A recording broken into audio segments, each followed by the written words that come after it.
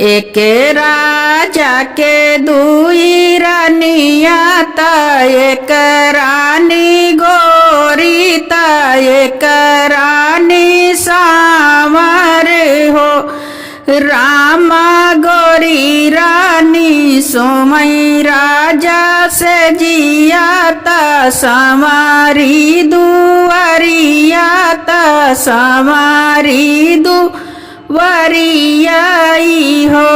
साकी गोरी रानी सोमई राजा से जिया ता समारी दुआरिया ता समारी दुआरियाई हो।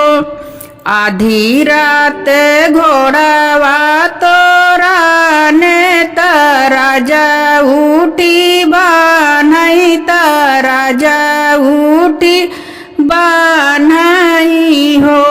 साखी राजा के पड़ गई पार छाइया ता समारी गर्भ से ता समारी गर्भ से नी हो।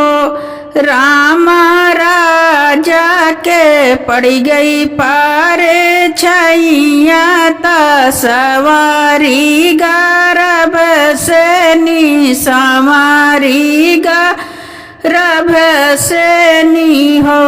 समारी बाहर घर अंगना ता गोरी खाड़ी देखई ता गोरी खाड़ी देखई हो। साखी हम सोए राजा के से जरिया ता समारी दुआरिया ता समारी दुआरियाई हो। साखी हम सोए राजा के से जरिया ता समारी दुआरिया ता समारी दुआरियाई हो। सांवर कमने मरद चितलाइन ता गर्भ जनाइन ता गर्भ जनाइनी हो। सांवर कमने मरद चितलाइन ता गर्भ जनाइन ता गर्भ जनाइनी हो। तू तऊ सो राजा के से जरिया ता हमाहू दुआरिया ता हमाहू दुआरियाई हो। गोरी आधी रात घोड़ावा तोराने ता राजा उठी बान्हई ता राजा उठी बान्हई हो। गोरी आधी रात घोड़ावा तोराने ता राजा उठी बान्हई ता राजा उठी बान्हई हो। गोरी राजा के पड़ी पार छाइया ता हमाहू गर्भ से नी हमाहू गर्भ से नी हो। गोरी राजा के पड़ी पार छाइया ता हमाहू गर्भ से नी हमाहू गर्भ से नी हो।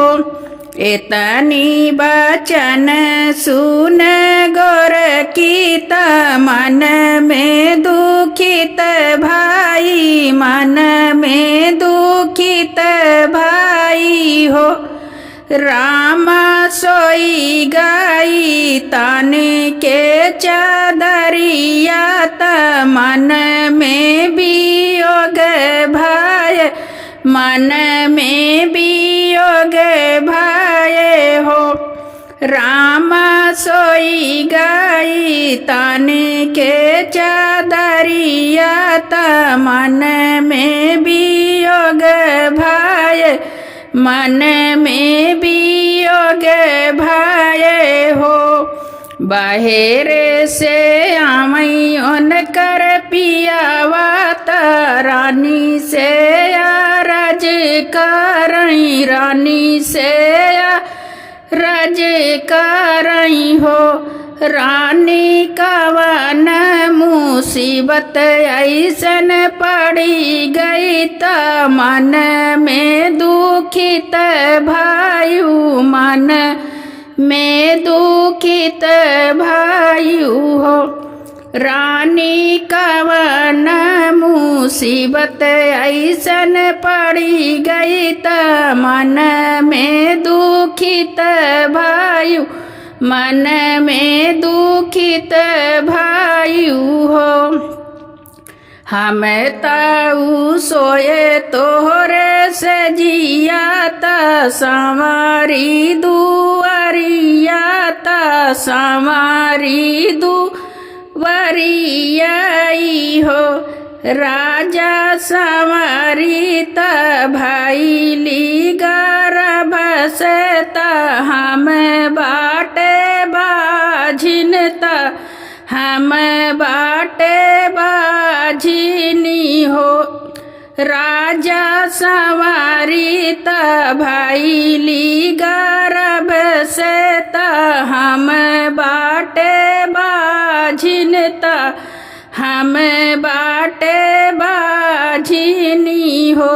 चुप रहूं रानिया त जनी काछु बोलऊं त जनी काछु बोलऊं हो। रानिया हमर त होई हई ललनवा त हमरे घर सोहर त हमरे